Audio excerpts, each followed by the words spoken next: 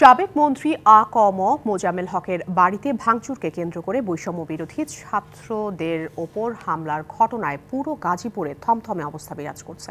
এদিকে স্বরাষ্ট্র মন্ত্রণালয়ের নির্দেশে শুরু হয়েছে অপারেশন ডেভিল হান্ট। এখন পর্যন্ত আটক করা হয়েছে ৮১ জনকে। গ্রেপ্তার আতঙ্কে লোকজন শূন্য ধীরাশ্রম এলাকা। শেখ হাসিনা সরকারের মুক্তিযুদ্ধ বিষয়ক মন্ত্রী আ.ক.ম মোজাম্মেলের বাড়িতে ভাঙচুরের ঘটনায় আওয়ামী লীগের সন্ত্রাসীদের হামলার শিকার হন বৈষম্য বিরোধী ছাত্ররা।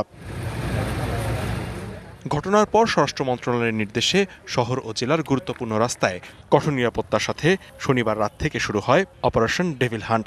যে বিভিন্ন অস্থিতিশীল পরিস্থিতি সৃষ্টির জন্য অনেকে আপনার বিভিন্নভাবে পায়তারা করছে। সরকারের তরফ থেকে যে আপনার অপারেশন ডেভিল হান্টের ঘোষণা দেওয়া হয়েছে, সেই ঘোষণার অংশ হিসেবে আমাদের অপারেশন পরিচালনা হচ্ছে। সানবিট সব দিবে সামাল। সানবিট ম্যাজিক প্রেস ডিশওয়াশিং এর মাথা ঘোরানো সলিউশন। ছাত্র জনতার ওপর সন্ত্রাসী আক্রমণ প্রতিরোধ আর রাতে যৌথ বাহিনীর অভিযান ঘিরে থমথমে পরিস্থিতি এখন গাজীপুর জুড়ে। ধীরাশ্রমের বেশিরভাগ বাড়িতেই ঝুলছে তালা।